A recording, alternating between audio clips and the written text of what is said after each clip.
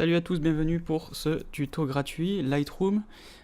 C'est aussi possible de le faire dans Camera Raw évidemment puisque les outils sont les mêmes. Donc le but du jeu c'est de vous apprendre à avoir une méthode alternative pour faire du noir et blanc. Vous allez voir que c'est assez facile de faire du noir et blanc, je pense que vous le savez déjà si vous regardez cette vidéo, c'est que le noir et blanc vous intéresse.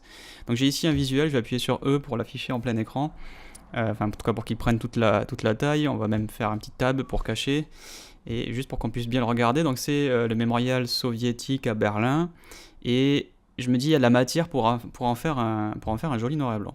Alors si on passe dans le module développement, on va voir que convertir en noir et blanc, c'est pas un problème. Il faudrait juste ici qu'on récupère peut-être un petit peu de haute lumière pour avoir un peu de matière sur le ciel. Et déjà on y voit un petit peu mieux, donc ça manque de contraste évidemment, puisqu'on vient de descendre dans les hautes lumières, mais on va juste maintenant avoir la matière pour convertir en noir et blanc, avoir une meilleure vision de notre image.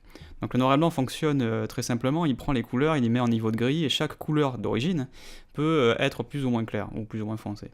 Donc en l'occurrence ici, si on prend les bleus et qu'on les fonce, ça va bien marcher sur ce ciel, sauf que par rapport à tout ce qui était vert, on a du coup une zone où quelque chose qui était bleu se contraste à quelque chose qui était vert, et on a cette frange ici qui apparaît, c'est vraiment pas très joli, ce qui fait qu'on peut pas vraiment pousser non plus les choses trop fort. Et évidemment sur les verts j'ai aussi de la matière. Mais finalement j'ai pas grand chose d'autre, il y a un peu d'orange, des rouges il doit pas y en avoir beaucoup, pourpre n'en parlons pas, et magenta n'en parlons pas. Donc en gros on ne peut convertir que d'après les couleurs d'origine. Alors vous pourriez avoir l'intelligence, faire une petite astuce, vous dire bah tiens je vais lui changer les couleurs avant dans TSL. Par exemple je vais dire au vert d'aller basculer plutôt vers le jaune. Comme ça, j'aurais peut-être du coup la possibilité de traiter ces arbres et ces arbres-là, comme ils sont devenus tous les deux jaunes maintenant. Une fois arrivés en noir et blanc, c'est la glissière jaune qui va les faire bouger tous les deux. Sauf que quand on convertit en noir et blanc, il ne se base pas sur ce qu'il a fait en TSL, c'est ou l'un ou l'autre. Donc on est coincé en fait. On a une méthode pour convertir en noir et blanc, et si les couleurs sont pas là à l'origine, ben on est piégé. Donc je vous montre une méthode alternative. Je suis pas en train de vous dire elle est mieux, je suis pas en train de vous dire elle est ultime. Ce que je vous dis par contre, c'est que c'est pas vraiment fait pour ça, c'est-à-dire que clairement c'est un peu du hack, comme on dit, c'est-à-dire je détourne un outil pour en faire quelque chose d'autre. Ça peut rendre des services, c'est pas la solution miracle. Ça peut rendre des services. Le but du jeu, ça doit être de faire un noir et blanc à partir de filtres.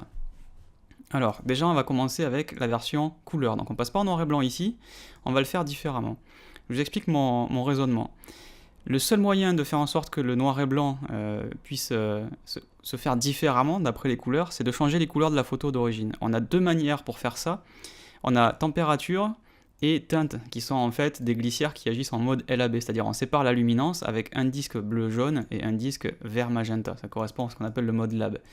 Bon, si on fait ça, vous êtes en train de vous dire, il fait n'importe quoi, ça change toutes les couleurs. Oui, mais comme du coup on change toutes les couleurs maintenant, ici, on pourrait reconvertir en noir et blanc et jouer avec d'autres glissières. Et là, le noir et blanc, vous le voyez, il change en fonction de la température et de la teinte. Donc ça, c'est déjà la première astuce, c'est que vous pouvez révéler des choses dans votre noir et blanc juste en changeant de température et teinte. C'est pas vraiment fait pour ça, mais ça vous permet de faire un noir et blanc un peu différent. Moi, je vais plus loin que ça, c'est que je vais complètement changer la température et la teinte, et je vais en fait faire des filtres gradués, donc en gros des réglages qui vont aller par exemple une partie sur le ciel, donc je vais enlever tous les trucs qui traînent dans mon réglage, à savoir des expositions négatives, des couleurs, on va tout mettre à saturation moins 100.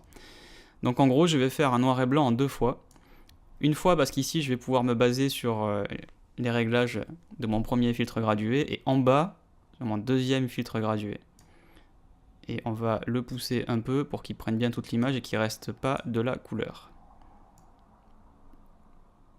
Voilà, avec à chaque fois quand on survole, vous le voyez, une zone qui va couvrir l'autre. Il faut bien faire attention qu'elle se couvre suffisamment, voilà, au milieu pour que tout soit en noir et blanc.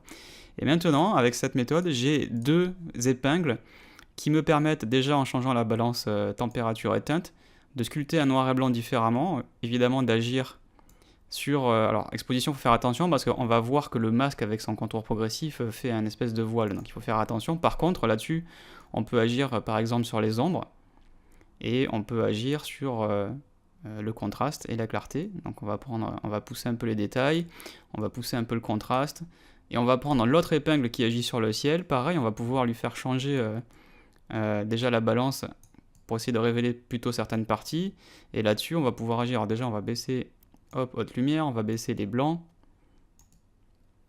Peut-être pas trop.